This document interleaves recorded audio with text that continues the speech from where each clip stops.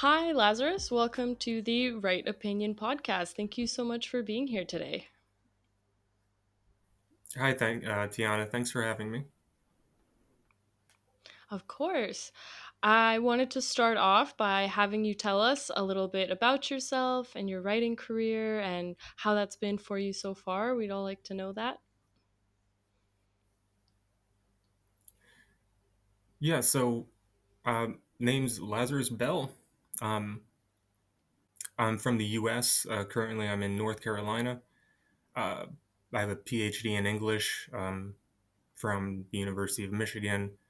Uh, so I have written and published largely in academia, but have only recently gotten into my youthful passion, or gotten back into, I should say, my youthful passion of fiction writing.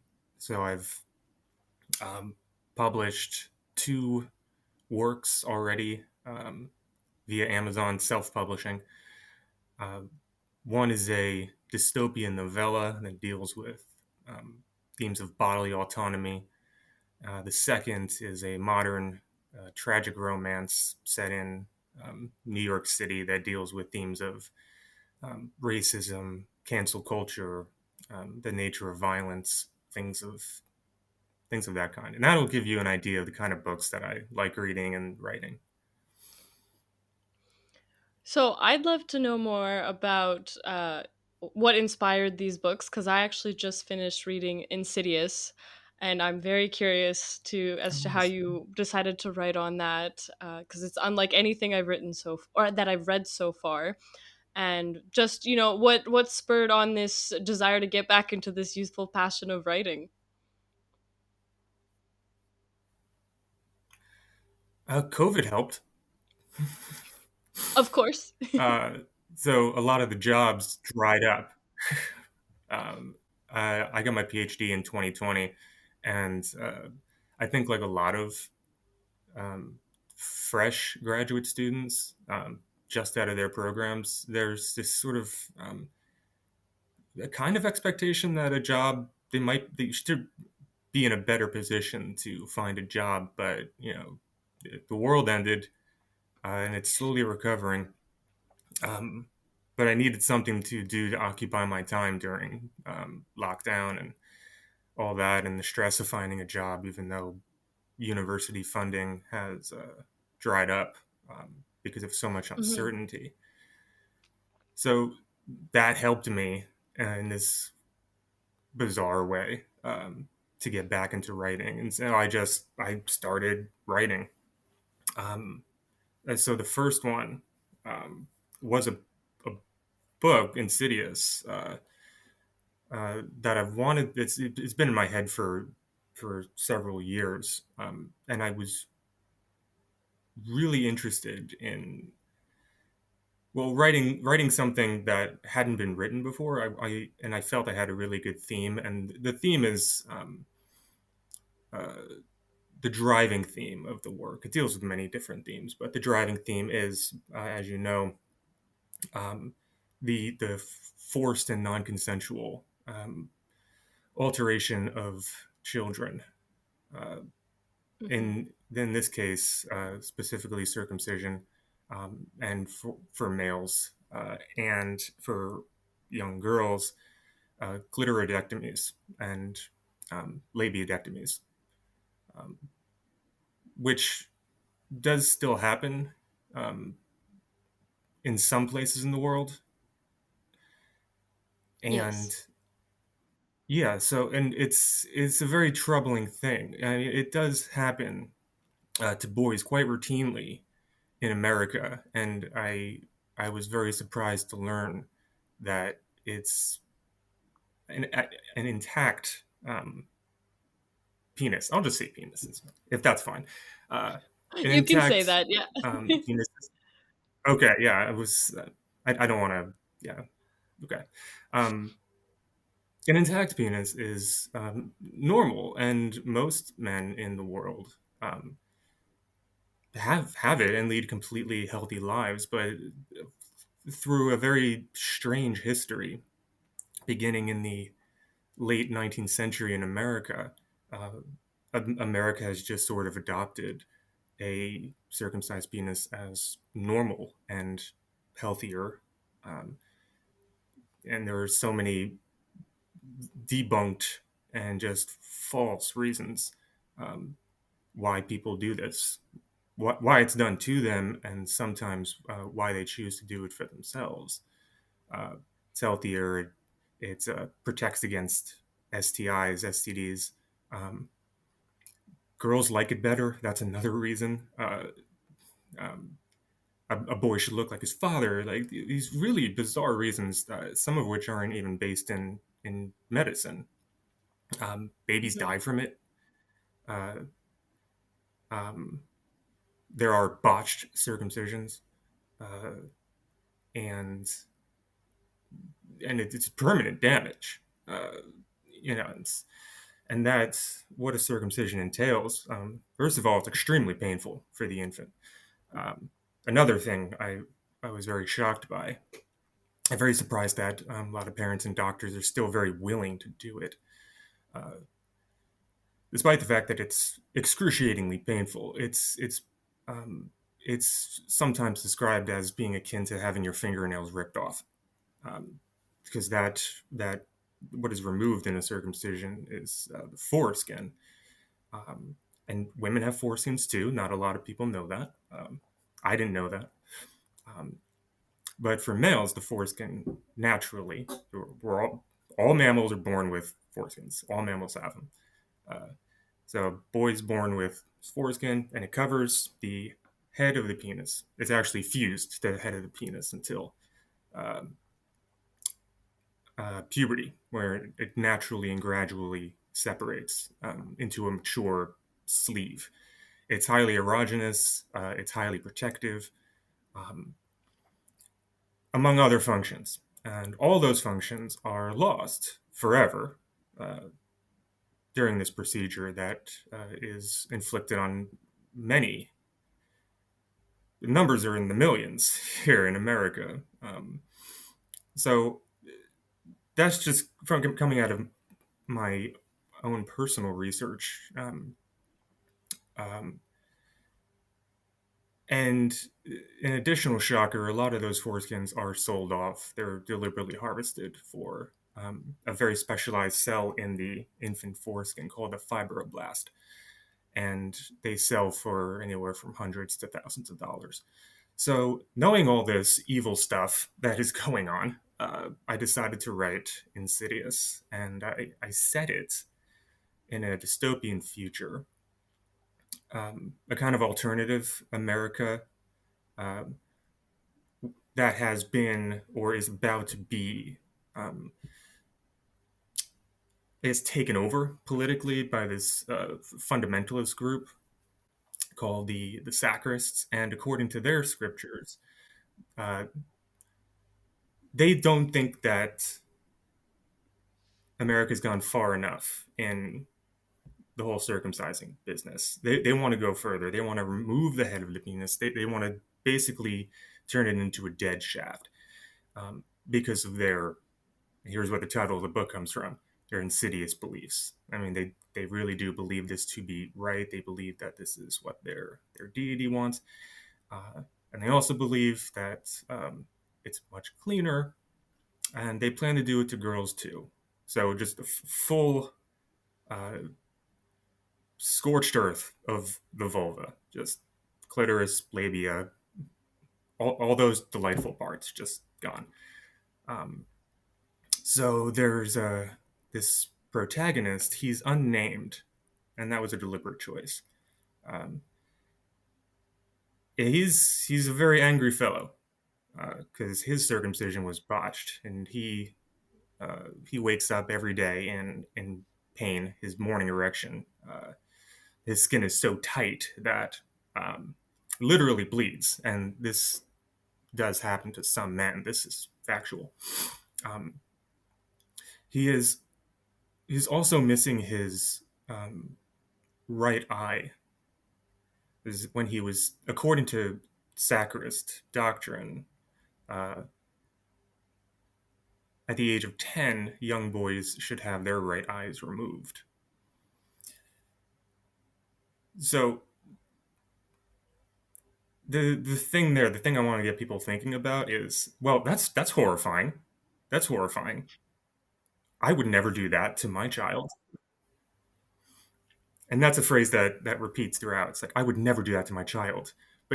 But you see the connection there. It's like, you wouldn't do that to your child because that's horrifying. But this the circumcision is actively promoted and performed on people, persons, living people who are incapable of consent.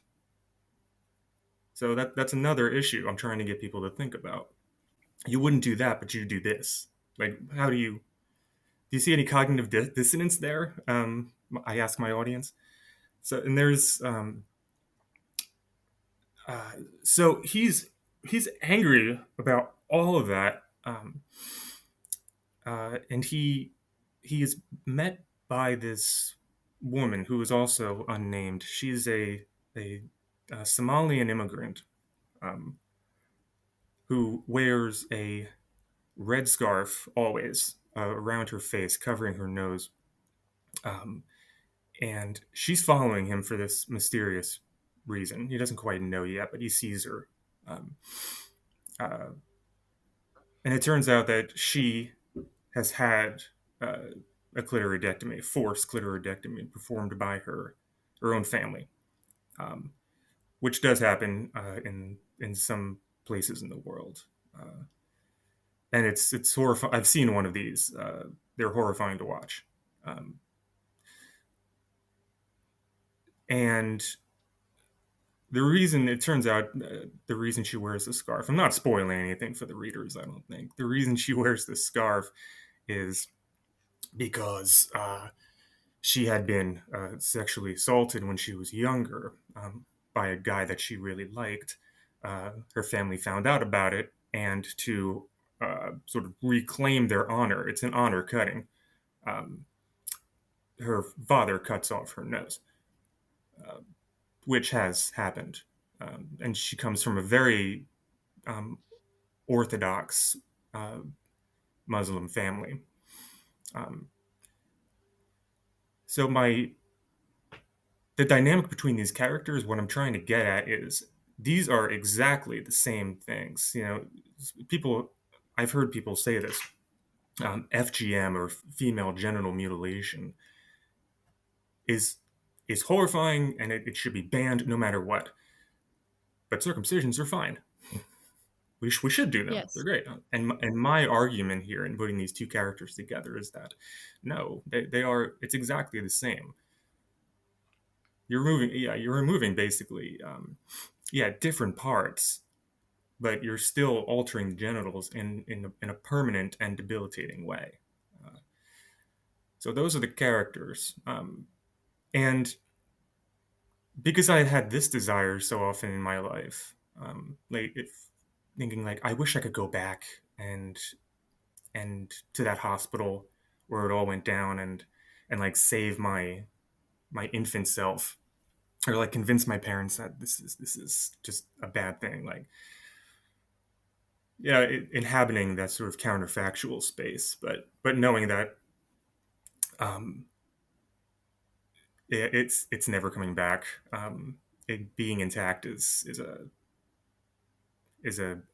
a wish that can't come true. So so I have these characters. The narrative follows these two characters, he and she, both pissed off, rightfully so, and because this is a alternative future America, there is such a thing as time travel. Yeah. I don't know how it works, but I'm just trying to get them back in time to 1980s America when these things both happen to them. So they go back in time, um, and back to 1986 America, and the bulk of the narrative is the she goes back to her family home in order to prevent um, her clitoris being removed. Um, she's too late, so there's this sort of touching moment that she has between her adult self and her younger self. You know, she tries to warn her. It's like, listen, this is going to happen. So be careful when you grow up. But you know, it's a sort of also tragic moment too, because the reason she came back in time was to um, like reclaim her bodily autonomy. And so they take a road trip and they go to New Jersey, where he was born, and they try and prevent um, his circumcision, and that fails too. So also very a touching moment between himself and his infant self, but also very tragic, I think. And there's it's a very graphic book, as you know, and since you've read it, it does have its violent moments um, and language. I don't shy away in my writings from using what some might call objectionable language. So I guess trigger warning for some people. I'm not squeamish, but I understand people can be. Uh, but as I like to think, you know, one of the things that drives me as a writer is I like and crafting a work is having everything be significant. I can't stand things that are just there for shock value or just there to be Hmm. titillating. So it's a short work. It's novella size. It's about 170 pages, some odd, and I do hope people read it. And if it doesn't change their mind immediately, at least you know it raises awareness um, and gets them thinking about this, especially parents. I actually had a friend who picked up the book soon after it was published, um, and uh, he's a he's a new father. He has a daughter, and he read the book, and I had no idea he was reading it. And when he was finished, he contacted me and said, "Hey, I read your book." And I'm like, "Whoa, that's cool. What'd you think?" He's like, "Yeah, man, I like FGM is just disgusting to me, but I never considered circumcision to be mutilation." And and he told me that you know he was planning on having a son, and if he did have a son, uh, there would be no question in his mind that he would circumcise him. And the book, which is exactly why I wrote the book, so I guess it's a success of a kind. The book gave him pause, and now he's going to think about it twice and do his own research. Um, so that points for me, I suppose. But yeah, I'm I'm proud of it. that's It was my first work. Yeah. Yeah, I love that, you know, you took this topic that is obviously very personal and close to you, and then you turn that into a story, but a story with like a deeper meaning and a message that you want to get across that is clearly already impacting people. So I mean that's I think what most of us as writers try to do. So uh, yeah, it was a tough read in the sense that like it does make you think about this. I think you did a great job showing how the characters feel, their inner turmoil and that anger at what happened to them, which is understandable. And I mean, I can't even imagine going through FGM. Uh, Luckily, I don't come from a background where that's practiced, but I Yeah. remember learning about it in 11th grade in biology for the first time ever, and I was horrified when I heard about this because it, like you said, it's still practiced in certain places, like certain tribes in Africa. I know practice it, so Yeah. it's yeah. I think it's a horrifying practice, but I will admit that I too never really considered circumcision in the same facet because it had never even been brought up that way. Every time I had heard about it, you know, people just said, "Oh, it's just like a thing that happens. It's a thing that's done." And then of course there's, I know, obviously Islam is a religion that practices, and same thing with Judaism. I know those are the two big ones. So I wanted Yeah. to ask then, with obviously America being a country that has a lot of immigrants from different religions, backgrounds, places, and you said that in the 1900s there's been an increase in male circumcisions. Has, I don't know if you maybe found this out in your research, has have these, has immigration kind of impacted that, or immigration from different groups, or is it just something that kind of joined the medical narrative where it's like, oh, this is totally normal, anyone can do this and should do this? Like, I'm just wondering maybe what kind of led to that growth in the practice then. Yeah, yeah. So there have been Jews in America um, almost since its founding, um, and it is said, and not all Jews perform circumcision. I want to be fair, and not all Muslims perform practice male or female circumcision, but there are several Jewish groups who see circumcision as essentially one of the cornerstones of being a Jew. Um, but again, not all Jews perform it. In fact, there are some activist groups. Well, they call themselves intactivists. Um, so Hmm. like fusion of the word intact and activism, uh, who are specifically Jewish and who are against the practice. So they're out there. Um, I can't speak to the influence of immigration on the practice. I do know it before 1850s, 1860s, around that time. If you were born in America uh, um, and you didn't come from a Jewish background or a Muslim background, you were intact almost almost all the time. Um, Emerson had his foreskin. Um, Washington had his foreskin. Um, all of them, all of them. And it was only in this period around 1860s and 70s in the medical field and the science field that for some reason circumcision started to be promoted by these doctors, such as Louis Sayer was one, Charles Raymondino, um, John Kellogg of cereal fame was another one, and they all started promoting and performing circumcisions for just strange reasons. Um, uh, I know that Louis Sayer began promoting it. He was an American doctor who, because he believed that removing the foreskin of the penis would fix this particular child's spine. He had a spinal issue.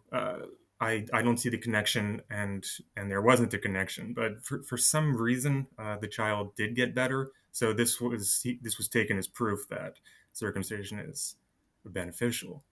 And then it began being promoted for other strange reasons. The biggest one, and uh, the one a lot of people I think know about who have looked into this history, is that it keeps boys from masturbating, and that's a good thing because, according to them, masturbation leads to criminality, insanity, um, excessive promiscuity, and this is Victorian America, and they wanted their boys to be moral, virtuous,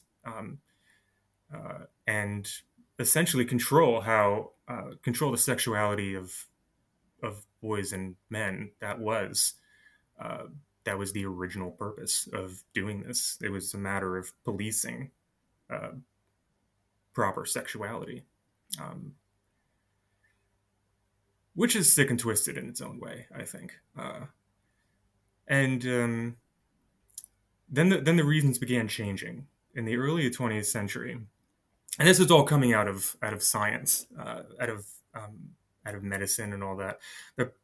The procedure just sort of took on a life of its own, and people just started it became normalized. And in the early 20th century, the new reason for circumcising boys was it prevents syphilis. That was the big fear. Um, so, like, pick a decade since the late 19th century and find what people are scared of, find some pathogen that people are scared of, and circumcision will cure it. You find that invariably. Um, when AIDS came on the scene, that was a big fear. So doctors started saying, "Hey, if you get your son circumcised, it reduces um, the chance of contracting AIDS by like some percentage," which is not true at all. Um, and they and many countries in Africa too. You mentioned Africa before. They actively promote it just for this reason. And Africa has a very big problem with AIDS, so circumcision tends to be rampant. And they still have a problem with AIDS because circumcision does not prevent STDs or those kinds of infections. So um, that's sort of the quick and dirty history of it. Um, Back in the 80s, when I was born, circumcision in America was about, if I remember right, about 80%. Um, and nowadays, because I think people are getting wise to it, I think it's closer to 55, 60%. I'd have to recheck the numbers, but yeah. So the numbers are dropping though, as I'm supposing more Yeah. knowledge and medical science is proving that causation does not equal correlation, and that it's not Mhm. the end all be all for cures that males get for any diseases. Yeah. I wanted Yeah. to go back to what you mentioned kind of in the beginning, that this foreskin is being, I mean, in a way, like harvested, and it's being sold to Mhm. pharmaceutical companies. In the book you mentioned cosmetic companies, so I'm very curious Yeah. to hear about that, because I have no idea about that. It's my first time hearing that. So I what's been your research into that particular area? Yeah, it's a closely guarded secret for doctors and nurses too who perform this. When I was young, I always thought that there was something wrong with me, like I was missing something. But I was always told, "Oh no, yeah, that happened, but it's better for you. It's cleaner and all that." But I couldn't shake this sort of intuitive feeling that there was like something happened to me as a baby. Uh, and it wasn't until I was my late 20s and 30s when I actually got down to sort of sift this out, like, and begin to articulate like what this is. So um, yeah, and one of the shocking things that I discovered, like I almost didn't believe it when I heard it, that these male foreskins are harvested. When I was growing up, I was told, well, oh, the doctors just throw them away when they're done. Um, it's a small piece of tissue. Everything on a baby is small. It's a small piece of tissue. A fully grown male, though, it becomes almost that skin, that tissue becomes almost the size of a 3 by 5 index card, which is a lot of skin. Um, Wow, yeah, that's a lot. but and it's a lot of erogenous tissue. That's a lot of feeling that guys who are circumcised um, will not have. And just as a before I forget, there are efforts now in these intactivist communities for foreskin restoration. Um, Process takes years. It's essentially like tugging whatever skin the doctor left you, um, and over time stretching it out, kind of like getting ear gauges. It's the same process. Yeah. So that's happening. There is hope um, uh, for those who are interested. Um, but yeah, yeah, so when I first found out about this, that these foreskins are, it was claimed that these foreskins are being harvested. I'm like, no way, no way. That's dark. There's no way I can believe that. And I'm like, well, let me look into it. So I did, um, and it's absolutely true. And they're quite shameless about it. Um, yeah, like a well kept secret for doctors, but I have multiple scientific articles that are pretty shameless about saying, yeah, these neonatal or infant foreskins are highly valuable uh, for biomedical research and cosmetic applications. Um, there are websites that exist um, where you can go and buy a foreskin. I have one right here where it's about $550 per foreskin. Um, That's and insane with that to me. tissue, it's yeah, and that's kind of on the low end. You can this other place you can buy them for $1,000, um, and it's used for making things like interferon. Um, it's used for yeah, that specialized cell, the fibroblast. It's kind of like a collagen, and one of its Mhm. specialties is holding other cells together. So it's used for research into skin grafts, things of that nature. Cosmetics, uh, it's used to basically form an extract that goes into face cream. Um, Oprah has promoted it. Uh, Sandra Bullock has promoted it. Many celebrities do this. Apply this face cream. It was Sandra Bullock specifically referred to it as the penis facial, and it's like most face creams. It's supposed to keep the skin tight. It's give you a youthful appearance. So yeah, it is true, 100%. Can you tell That us what this face cream is? Because I have no idea. I've never actually seen it, and you can buy it online. Uh, it's basically a face cream with a derivative of the fibroblasts from male foreskins. That is awful to me.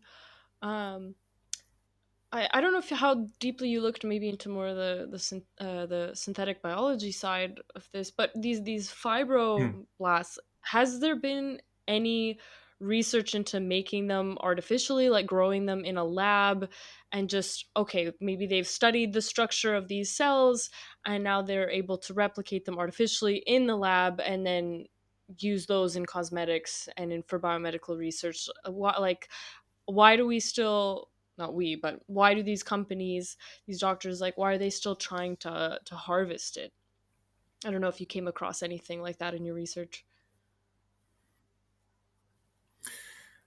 I haven't heard of any kind of synthetic fibroblast. I mean, I would love it. I would love to hear that there's somebody out there working on that, and like that might help um, keep boys intact for future generations. But the fact that they are harvested and the fact that they are um, financially lucrative is it's doctors and related agencies and entities are now incentivized to do it. Um, so it's the whole promotion thing comes from a biased point of view. Um, but Hmm. I, I can't say that there's any synthetic fibroblasts. Uh, but that would be good, you know, and I keep mean, boys even natural coming and from a whole. That'd be, yeah, coming from a financial standpoint, I guess this the scientists or group of scientists that comes up with a synthetic version of these fibroblasts, they're going to be raking in the cash because there's obviously a high demand for them. It sounds like so.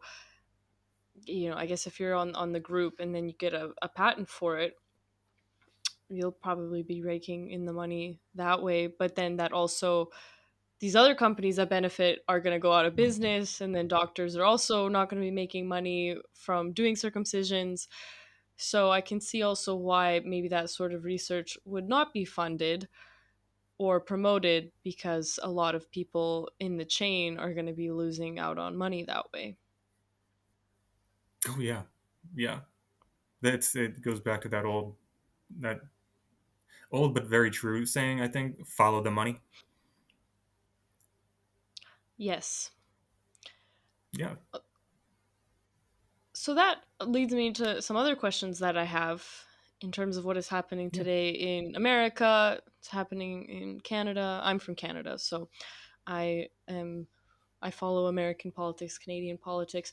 What are your thoughts right now on what is happening with the transgender movement and the promotion of teenagers having, mastectomies, teenage girls or boys that are having their entire genitals removed, puberty blockers, that kind of mm, stuff, where they're saying it's consensual because they're old enough, but according to mm. biomedical ethics theory, they are not old enough, not really. So I'm just curious as to what are your thoughts on that? Yeah. Well, firstly, I believe anybody can do whatever they want to their body. I mean, if it's safe and sane, um, I'm all for bodily autonomy. So that's up to them. Uh, where it becomes um, questionable, where it becomes dicey, and where I'm kind of like, well, maybe not so much, uh, is when you're talking about children and young adults. Um, even I mean, we like to say the age of consent is 18, but I'm 36 now, and I remember when I was 18, I had no idea what I was doing. Um, I Hmm. thought I did, but I grow up and I look back on my 18-year-old self like, what were you thinking? Ugh. Like I wanted to be this, I wanted to do that. Like I didn't know, and luckily nothing I did was permanent to my body. But you know, trans people. Who may feel very strongly that I mean, let's say um, person's born a boy but wants to transition into a girl, feels very strongly about it. Let's say they're like 17, 18 years old. um, I obviously have no authority to tell them what to do, what not to do, but there would always be in the back of my mind, I mean, this is permanent, you might regret this, you might not to say that you're not sincere in your beliefs about who you are, how you feel. I mean, I believe you when you say that, but at the same time, um, it's questionable to me, and it gets even more questionable if it's a parent that's um, sort of promoting it for their young child, um, and I mean like 4, 5, 6, 7 years old. I mean that young is still developing, um, still very vulnerable, um, and parents being okay with putting them on hormone regimens and getting them ready for some surgery that might come down the line because the kid feels like they're another they were supposed to be born another sex. um, that's highly questionable to me, and any doctor who would perform that or even be involved in that, I think extremely ethically subject, um, or suspect, sorry. um, yeah, I'm all for waiting, until you're like absolutely sure and your body is fully developed, so such that it can actually undergo a radical procedure like that, and and respond appropriately to hormones. I don't know what age that is. Ballpark, maybe late 20s. Um, but like, my big thing is, are you absolutely sure you want to do this? Because it is permanent, and it changes. It changes you. It might make you happier, but it also changes you socially, and people will look at you differently. And I do hope that it makes you happy and people accept you. But there are a lot of stories of um, violence against transgender people, um, losing family members because they choose to do this, um, and being rejected. And I think that's sad and terrible.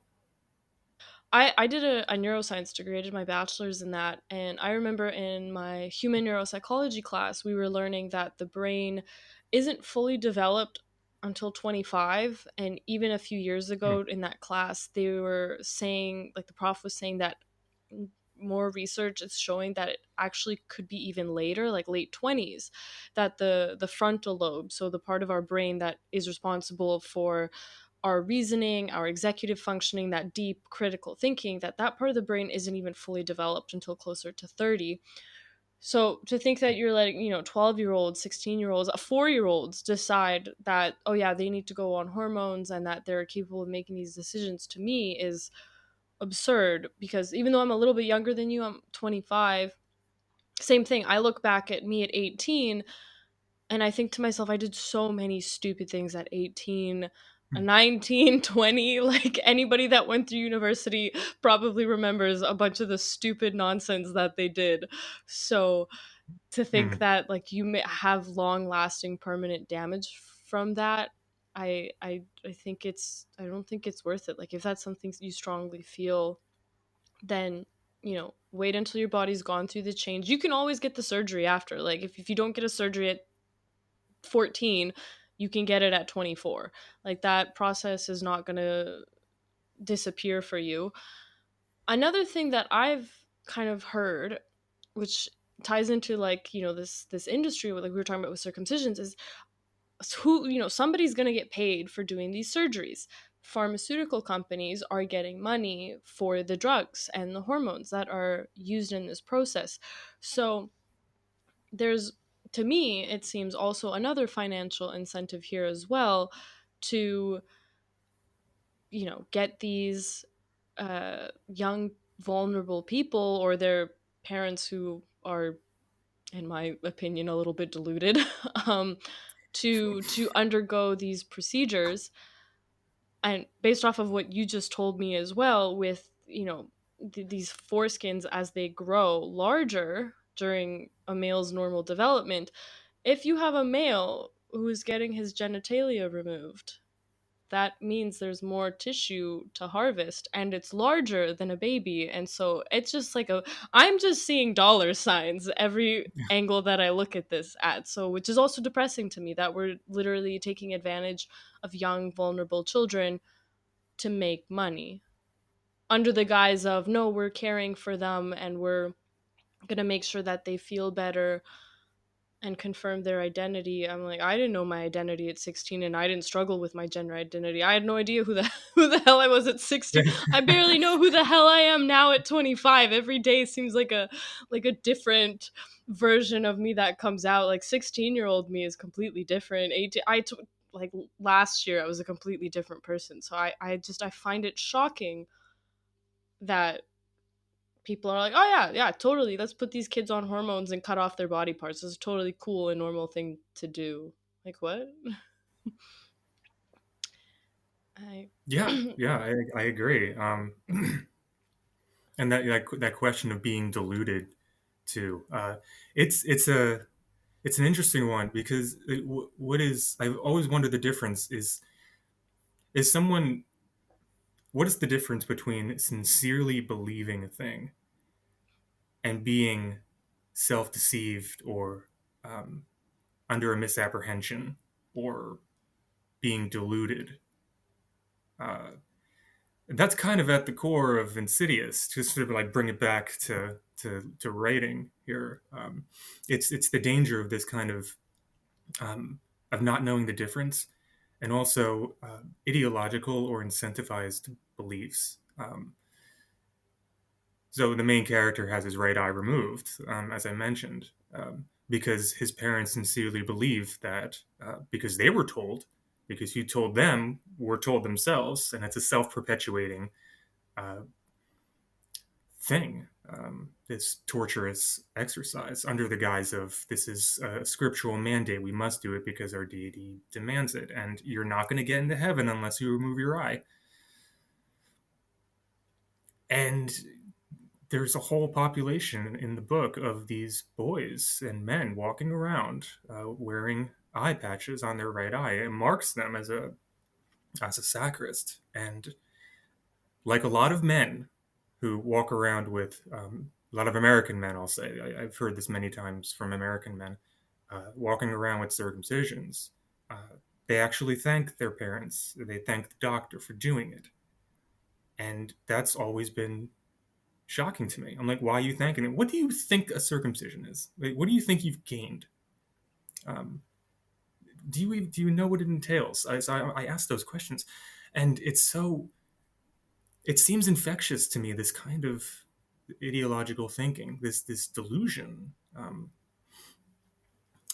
that it reminds me of Stockholm syndrome in some way.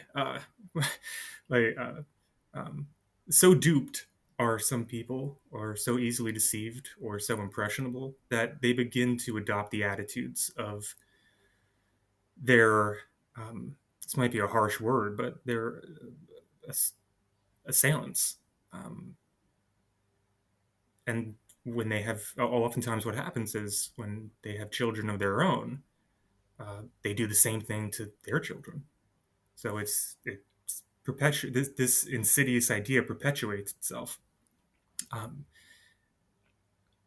and no one stops to think. No one stops to like, okay, hold on, let's raise some skeptical doubt here and do some research and find out exactly what we're doing, and really think about the long-term effects of it. And I think that is absolutely true of circumcision. It's true of FGM, and it's true of transitioning. Not to say that option shouldn't be available for people who really want it and who truly believe it will make their lives better. I applaud them, and I'll root for them. Um, but I do think that there's always that, you know, will I believe this thing forever?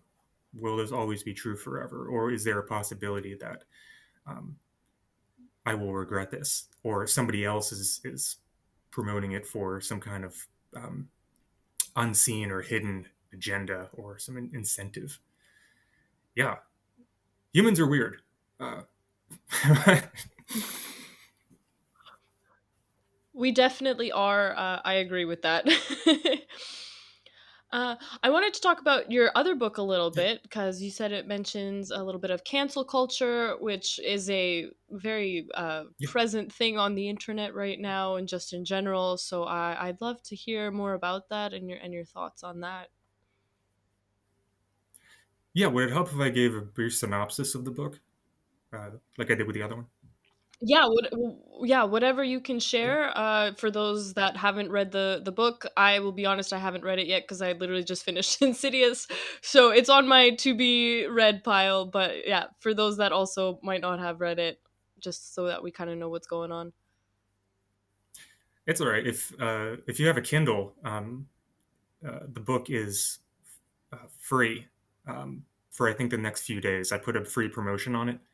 Um, but yeah, it's called A Beautiful World, and I've been thinking about this story since I was living in New York about 11 years ago. Um, I was in a transitional state just out of college, um, and like most like most fresh New Jersey undergraduates who just get their degree, they go to New York City. I guess that's where all the jobs are. It's like this mass exodus of Rutgers students, and um, yeah. So it's called A Beautiful World, and it follows um, one character as he weaves through the narrative, meeting different characters in a kind of Dante-esque odyssey through um, self-reflection, and reflections on trauma, and yeah, the nature of violence in people's capacity for violence, like why people do violent things to others, and sometimes to people who they've never met. Um,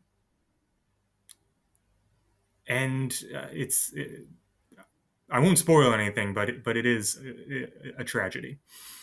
So it follows Les, and his backstory is he he was in New Jersey. He lived in New Jersey, in the suburbs, and he was falsely accused of a sexual assault. And once the accusation comes up, I mean, Les kind of knows that his life is um, over, if not just damaged irreparably. So he leaves. He leaves his life in New Jersey behind. He goes to New York City, and he gets a job at a wine shop. He meets a beautiful girl, and they're hanging out, doing their thing, and everything's going well. And a there's a moment Les thinks, "Oh, I got it. Like no one knows my past here. There's no stigma attached to me here. Like I'm finally free. I'm moving forward."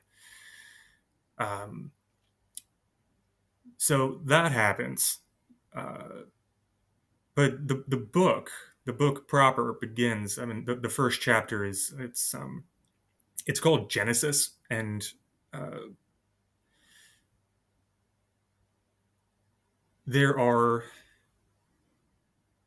I'll get to that in a second. It's called Genesis, and it begins with this character, Les's New York City girlfriend.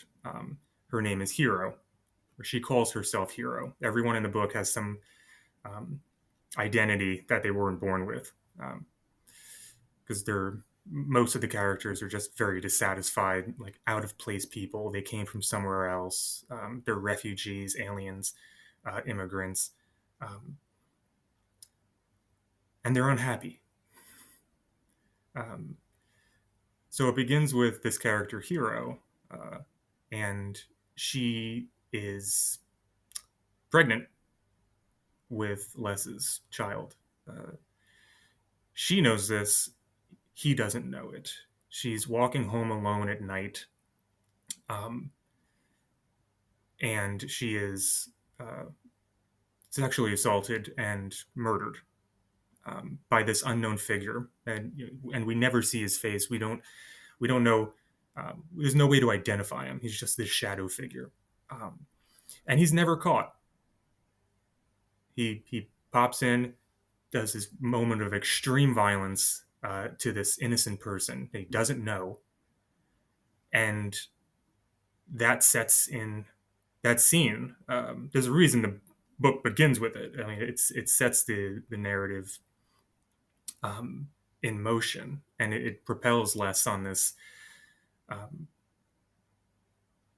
this descent into hell, basically, where he's always like moving between moving on and being saved, or coming to terms with the trauma of losing everything, um, or being pulled back down into the depths of alcoholism and violent thoughts, just going to really dark places psychologically.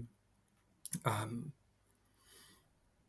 so that's really the book. The book is longer than Insidious. It's about 200 pages. It's 12 chapters, um, which is a deliberate choice. It's more highly structured, I think, than Insidious, and it has a lot of mythological references that I like. The whole idea of descending into hell to gain some kind of understanding. I mean, this is why it's like very Dante-esque in its themes. Um, and this might be a little esoteric, but it's conventional in classical epics to be based on 12 books. So Paradise Lost, for example, has 12 books, and that's a huge epic about biblical themes and a lot of stuff. And I highly recommend it. It's 17th century. Language might be archaic to some, but it's a great book. So yeah, 12 chapters. and it does have a shocking conclusion. Not giving anything away, but it's good, and it really it brings the individual story out um, into the cultural. Like Les's story is not just Les's story. This is it's much wider. It's much broader. Yeah, there's yeah. So there's again with the trigger warnings. There's violence um, and language. That well, I think I there was a am second definitely question looking you had, forward. so I was just giving a synopsis. I'm sorry.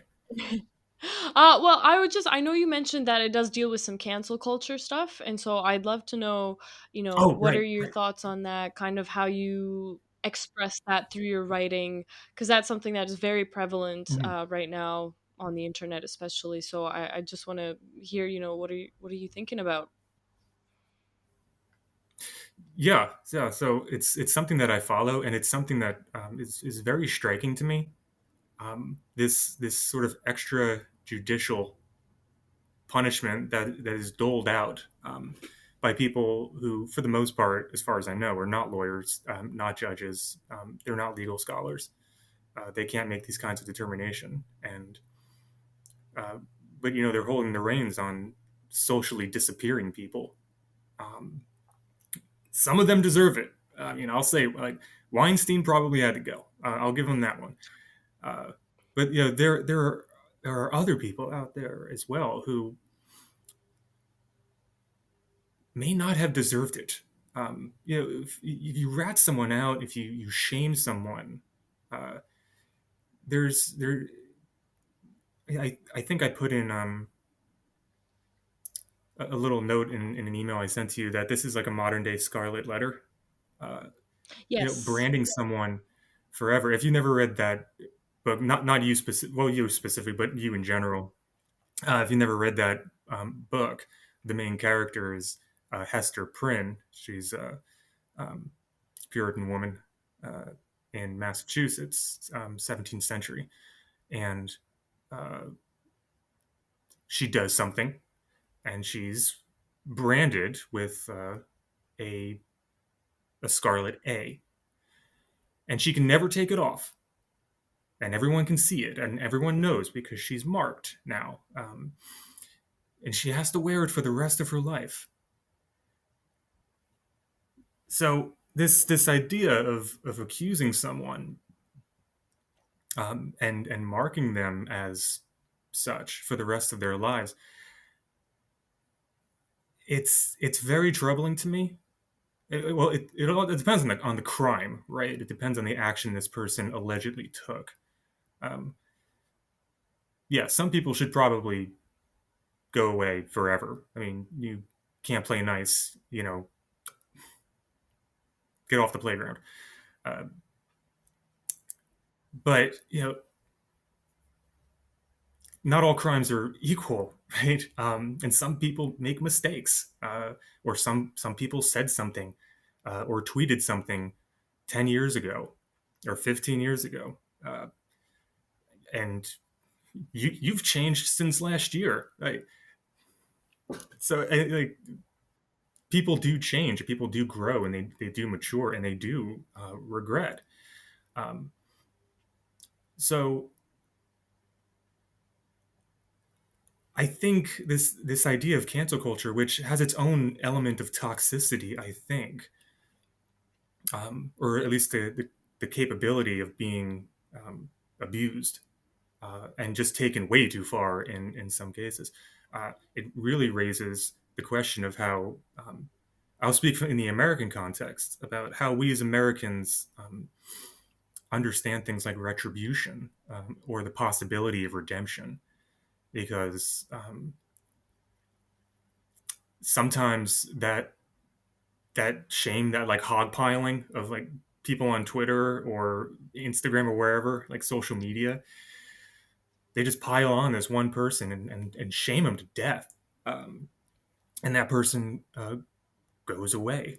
I mean, there are cases of people said something, and not even anything that I would consider objectionable or hateful or anything very terrible, but they go away. You know, they get their shoe deal taken away. Um, they lose their job, and their livelihood is damaged.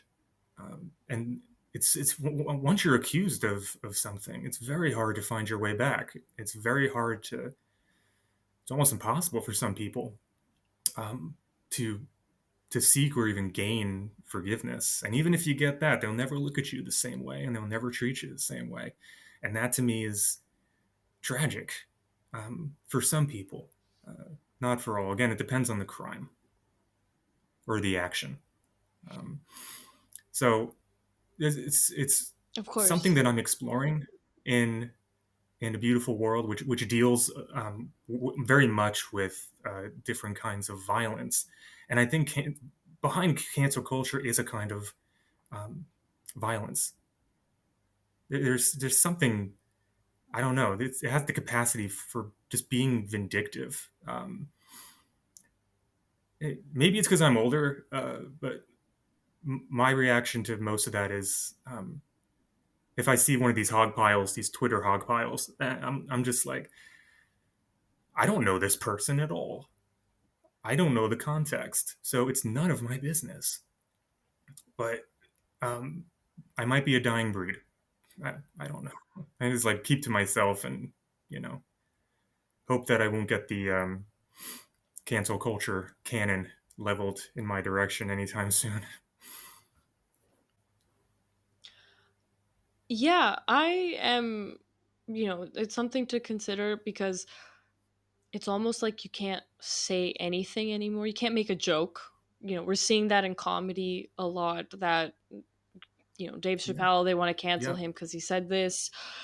Joe Rogan, they wanted to cancel him because he said the N word like 10 years ago, 15 years ago. I don't, it's for me, Hmm. I definitely am in the anti woke, anti cancel culture group. There, some of us are still there. There are a few of us even that are a little younger, but I, you have me thinking Hmm. about when you said this like idea of retribution, and it just got me thinking like if we cancel someone and we force them off the internet or publicly shame them out of whatever space they're in, we're telling that person then as well that we don't believe that you can change, that you can get better, that you can learn from your mistakes. Like you committed a mistake, it might not even be that bad, and you are Hmm. now branded for the rest of your life as a horrible person. And it goes against human nature in the sense that we make mistakes constantly. We're constantly learn. That's how we learn, is by getting things wrong. So to then remove a person's ability to also be able to learn from what they did, you're you're just, I don't know, you're just casting everyone out, and you're just making a select group of people that are allowed to also make mistakes, and they're allowed to learn from them. But if you don't fit into that crowd, then you just, you're shoved in a corner somewhere and expected to never be seen or heard from again. And it's more like guilty until proven innocent rather than innocent till proven guilty, except even if you are proven Yeah, innocent, everyone still looks at you like you're guilty. precisely. Yeah, and Which, sometimes that's all it takes. You might not be guilty of anything, but that uh, if people see you as guilty, it's effectually the same thing, and it can feel like being in prison, in a kind of social prison. Yeah, it's a weird um, it's a weird effort toward this, I think, very toxic form of social purification that you see in like woke. I don't like using that word, but because I know it gets thrown around a lot. But yeah, people of that ilk um, who eject people from whatever circles they're in an effort to sort of, okay, here's all the bad people, we've removed them, and here's the smaller circle of the pure, of the morally pure, the yes. righteous. And I'm like, okay, okay, yeah. let me see your past. I'll go through the transcript of your past and see all the bad things you've done or all the mistakes that you've made, um, and we'll see who's really pure. Uh, so there's an element of hypocrisy too. I think no one's perfect. So yeah. Not at all. And I feel like this group fails to realize that certain things were accepted culturally before that are not now. Maybe some maybe should still be, some might not be, but I remember, like, personally and with my friends growing up, if we said something was gay, like, we that was to us a euphemism for that's stupid. And that I grew up hearing that and Yeah. saying that. Like, and I'm only 25, so this wasn't even that long ago. And I don't even know exactly when it happened, Mhm. but at some point everybody just stopped saying that as a way to mean stupid. Like, if you Yeah. said something was gay, or somebody, it was only somebody was gay and that they're actually a homosexual. Like, if you say that now, Yeah. if you want to say, oh, that's gay, then someone is going to be like, oh, you can't say that, you're not allowed to say that. And for me, I'm like, okay, I don't say it anymore. I will admit it, because again, I just has been phased out as nobody else uses it. Like, I just don't even, that term doesn't come to mind anymore. But you know, how far can we go in policing language? That's one of my concerns as a writer, actually, is that with censorship, right now anyone can publish books, but at some point will Mhm. it spread into the realm of, a publisher's going to get your book and they're going to say, nah, we can't, you're not even allowed to publish this because it's on a topic that breaches onto this group or onto that group. It uses Mhm. terms that can't be used. Or, I want to self-publish on Amazon. Let's say Amazon's going to read the book and they're going to be like, no, you're not allowed to publish through us because you are talking about X group of people in a negative way, and you don't even get to publish your book anymore. So that's actually a big concern of mine in the future, that I hope it won't happen, but it's with the way censorship is going and everything, I that is a concern of mine. I don't know if you feel the same way at all or have any thoughts on that. Yeah, absolutely, and it's a good thing to talk about and necessary. Absolutely, especially if you're a comedian. You brought up Chappelle and Rogan, and there's sort of like the main targets of that culture. I don't know why. I enjoy them both in different ways. Uh, Not all the time, but sometimes. But I mean, people get they offended. can be funny. Yeah, they're funny. They have funny jokes. Like, it's maybe not Yeah, every I'm joke, very. but they are funny. I laugh. I laugh, but I was raised before all this culture came about. A culture that's very much it has its own form of censorship, and I've started noticing that. I hate this like right left divide, but it tends to be useful. There is a kind of censorship on the right, banning books. Um, uh, Teachers can't teach X in school, so there's censorship there, but it's not like the left or many liberals don't have their own form of it, and it comes in the form of not being able to say certain words. You can't say gay anymore. Um, White people should never say the N word. That's an interesting one to me. Um, it's also racist, I would argue, to say something like that. Uh, Mhm. but it's as comedians have to think about it. I think writers do too. Um, um,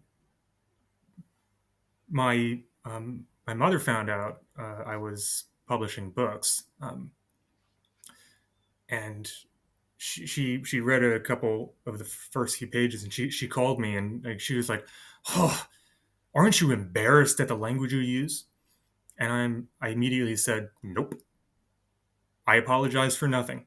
I am not embarrassed at all because I don't think censorship is good. I don't think it's useful. I think it's toxic and dangerous.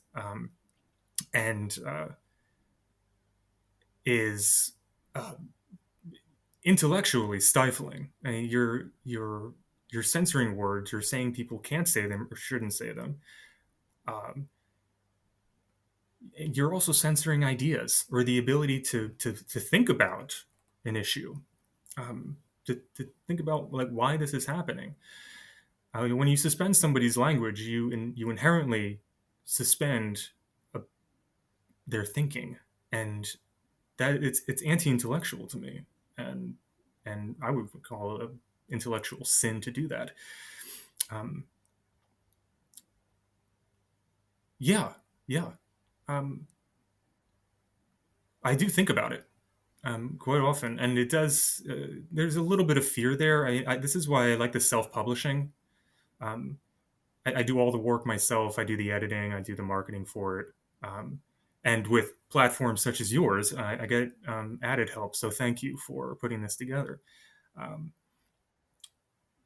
but yeah, even like the self-publishing thing, I have 100% freedom. I'm not paying an agent. I don't have to wait 6 months to publish a book, and I don't have publishers or agents saying you can't write that. You just can't put that in. And I'm like, no, it has to be in there. This character does say the N word for a very specific reason. Yeah. It's not shock value. He says it for a reason. Words are, in my books, words have deeper meanings. All right. But with self publishing, I don't have to worry about that. Uh, which isn't to say that somewhere down the line, Amazon might crack down on it. You see it in YouTube videos now. This I think just started Yes. happening recently, um, and it's bizarre, and it's getting almost like, to the point of self parody. I was watching a video, and some of the words are bleeped out, like really bleeped out to the point like you can't even understand the sentence the person spoke. So a YouTuber is saying the sentence, and there might be a curse word in there, like, whatever. Okay, fine. I kind of know what the person said, but there was one where the word bed was bleeped out. These inoffensive words are now being subjected to this censorship, and I'm like, why? Why? Like, first of all, there's nothing offensive about most of these words, and second, you're destroying the meaning of I can't understand what the person's saying because of censorship. It's bizarre, and very troubling. I Uh, I have to, yeah, I've noticed that too on YouTube, especially during the pandemic when people wanted to talk about the vaccine. See, I don't even know if I can say that and post this to YouTube, but they would say the name of the virus.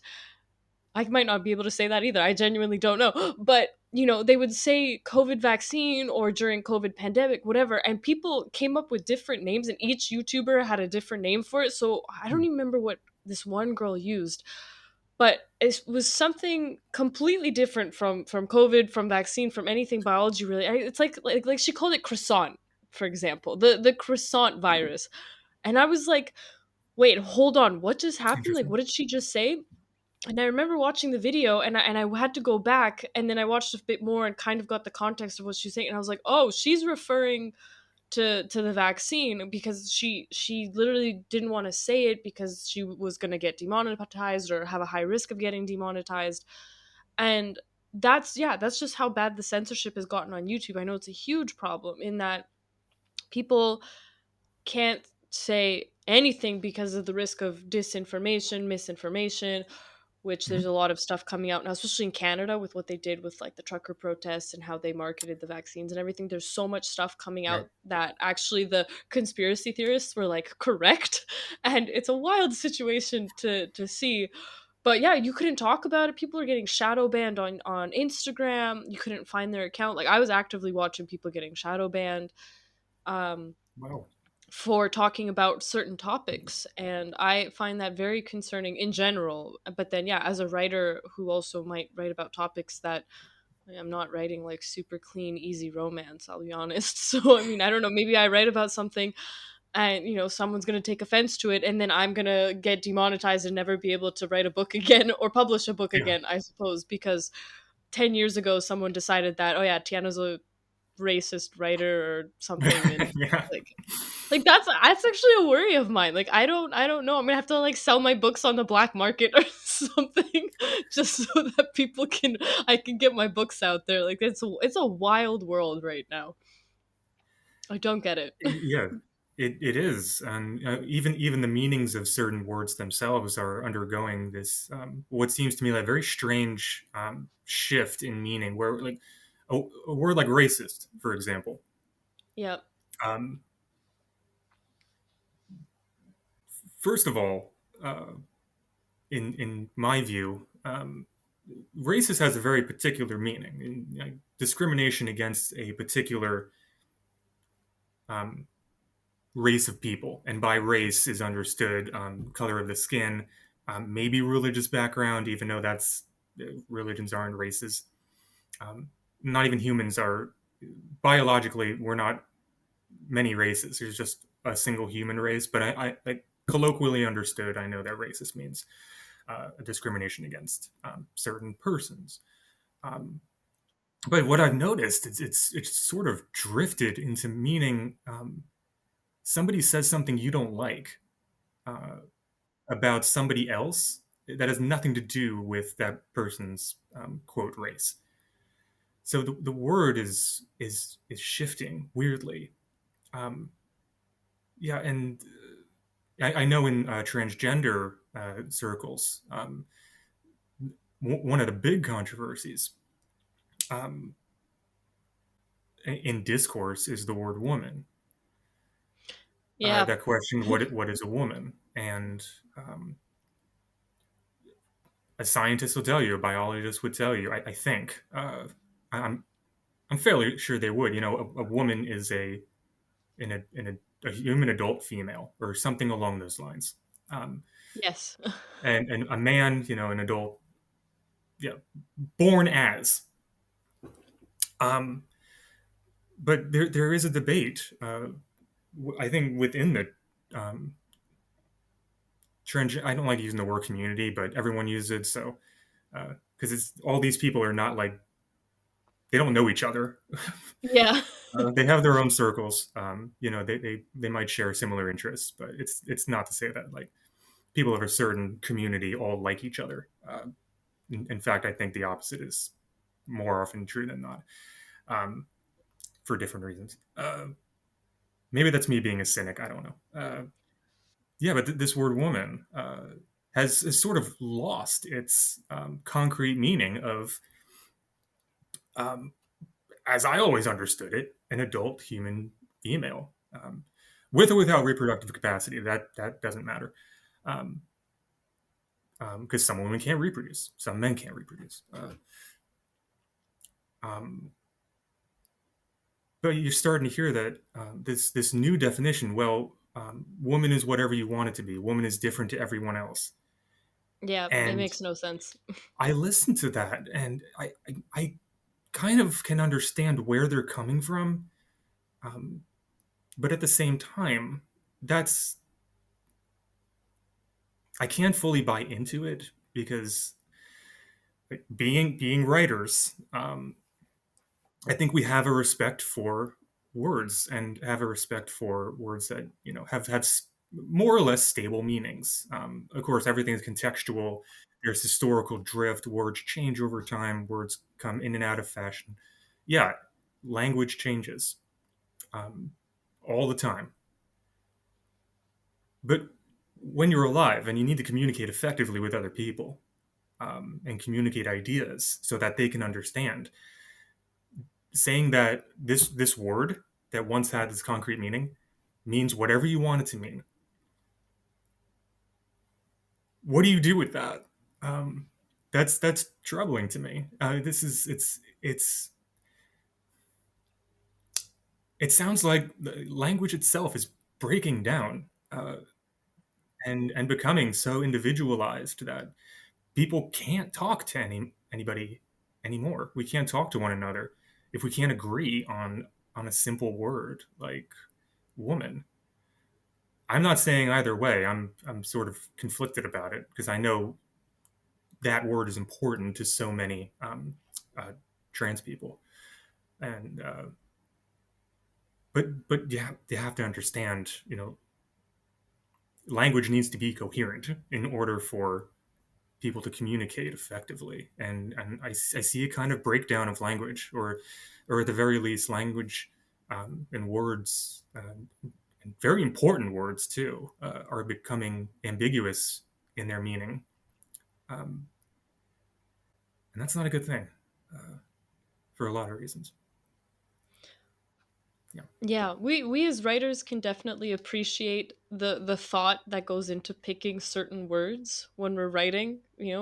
Even synonyms. One is gonna fit better in the rhythm of the sentence. One is gonna more accurately describe how that character is behaving. So yeah, if the words start losing meaning, if saying the word yelling is the same as whispering, then you're not going to know what someone's doing, how they're talking, how they're acting. And I mean, as a actual woman, I mean a biological woman who was born as a female and is still a female, I I know that the trans community, they like to say it doesn't lead to the erasure of women, but I don't agree with that. I mean, I feel like it has yeah, the word is losing meaning, and that who I am as a woman is kind of being reduced to nonsense, really. Um, Mhm. and then, I mean, for me, I've also thought about it. Like, they like to, yeah, people like to argue like that whole, oh yeah, if a woman is a woman because she can reproduce, but if she can't, you're saying that she's not a woman. And to me, I've always thought about it. I was like, if you meet an amputee, let's say they've lost an Mhm. arm, does that mean they're not a human anymore? Even though human is defined as, let's say, a person that has two hands, two legs, one nose, whatever. But you meet an amputee who's lost their hand for whatever reason. Is that person no longer a human Mhm. because they technically Mhm. don't have another hand? Like, that's not how the definition works. They are still a human. They might be missing a limb, but that doesn't immediately take them out of the category of what it means to be just a human, like a just what we are, like, biologically. So I don't understand that meaning either, when people make that argument of like, oh yeah, so women that can't reproduce are no. That's not at all what it means. But it's yeah, it's Yeah. I Yeah. yeah. It's not necessary, because by that definition, I'm not a human. Uh, I don't. It might sound too Yes. personal, but I'm an open book. I'm sterile, so yeah. Exactly. There you go. So Am I by a yeah, human? by that definition, right? You could say that you're by these definitions, you're not a man anymore because you can't reproduce. And Yeah. so then so what do you do with that? You are now neither human nor a man. What are you then? Like, it doesn't make, and it doesn't make a lot of sense, like the arguments. Like, I have yet to hear an argument that's convincing that makes me want to say that, okay, yeah, I can see that. Because the feelings, I mean, Ben Shapiro says, he's like, your feelings are not facts, right? Yeah. Like, Yeah. I might feel that I deserve to have millions of dollars because I'm so special and I'm the best person in the world. I might think I'm the best writer in the world. If I don't win the Nobel Prize for literature, then, everybody around me is not accepting me and they're just awful people that are illiterate. Like that it doesn't work like that. I can think like that. It doesn't mean it's true though. So you can extend that logic, I feel like that same logic of thinking to every situation. Like, I feel like I am this and everybody has to accept that, and if they don't, they're some sort of hateful person, which I don't think is true. Yeah. I agree. Um, I did hear that quote from Ben Shapiro. Your feelings aren't facts. And I'm inclined to agree with that. Feelings should be taken into account, but they're not replacements for facts.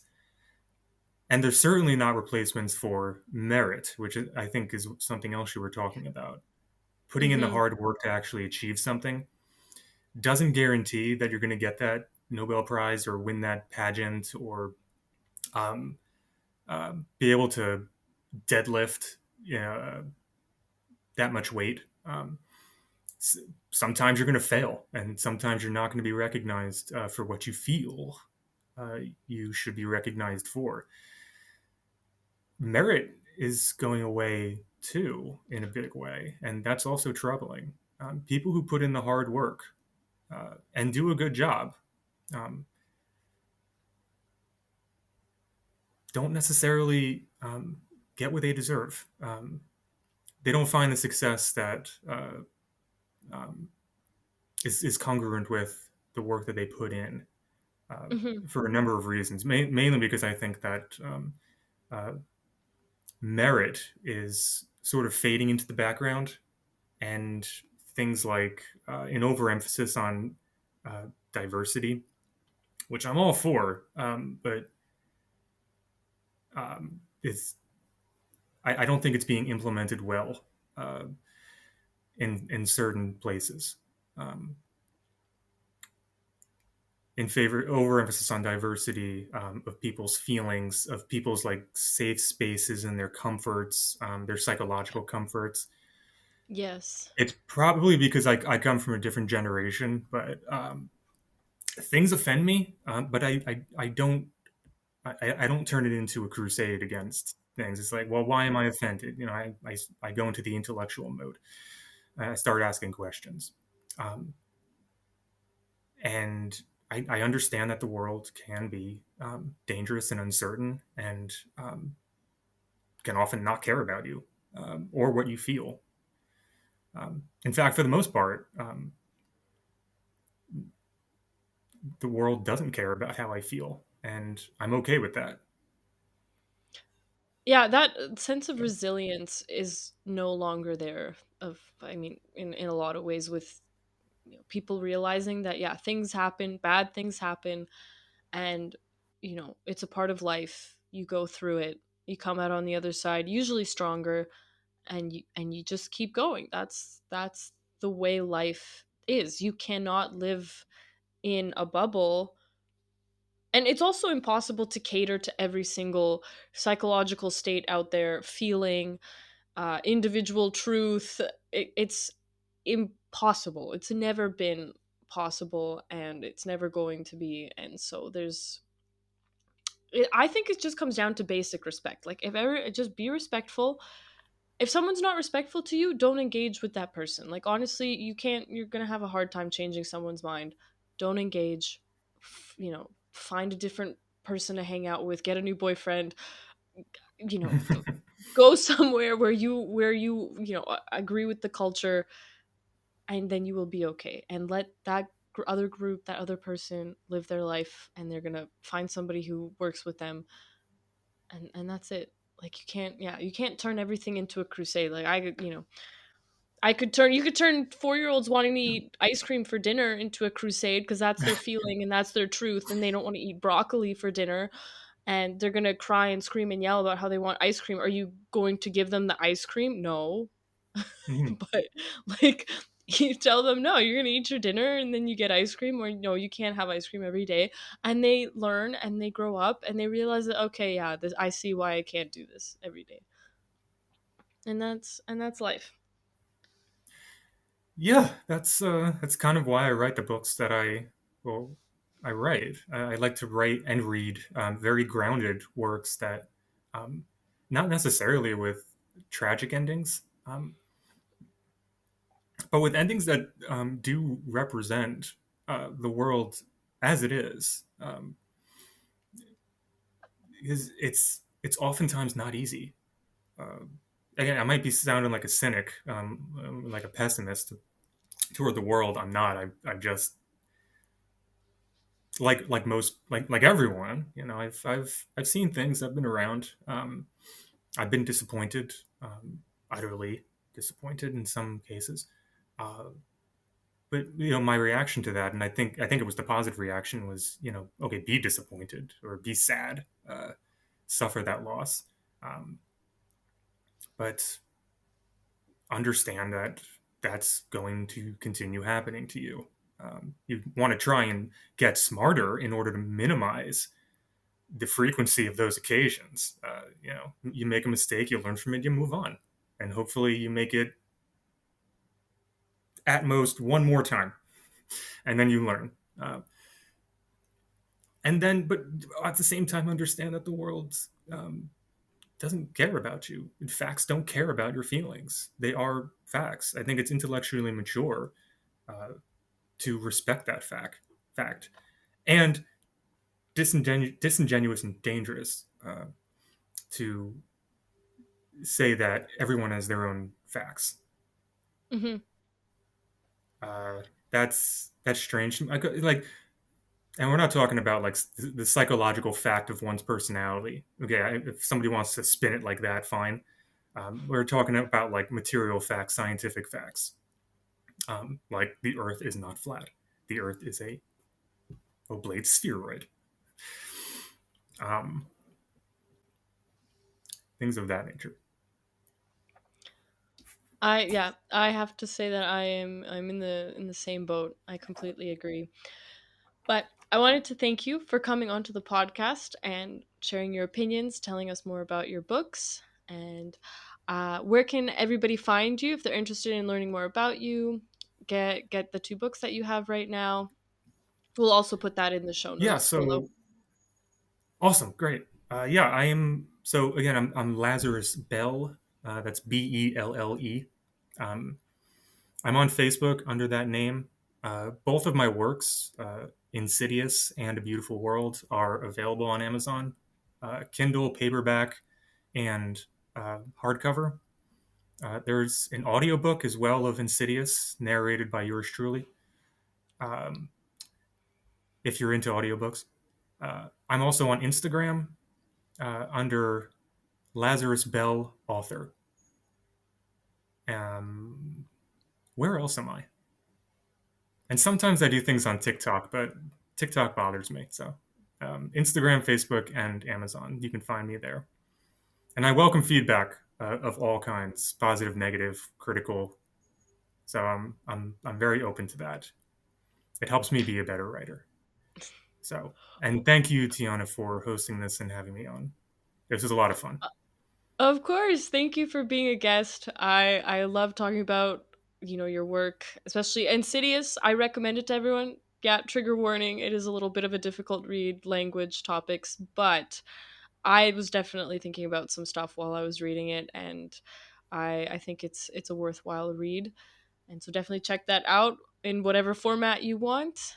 And hopefully we can do this again one day. Thank you again for being here on the Right Opinion podcast.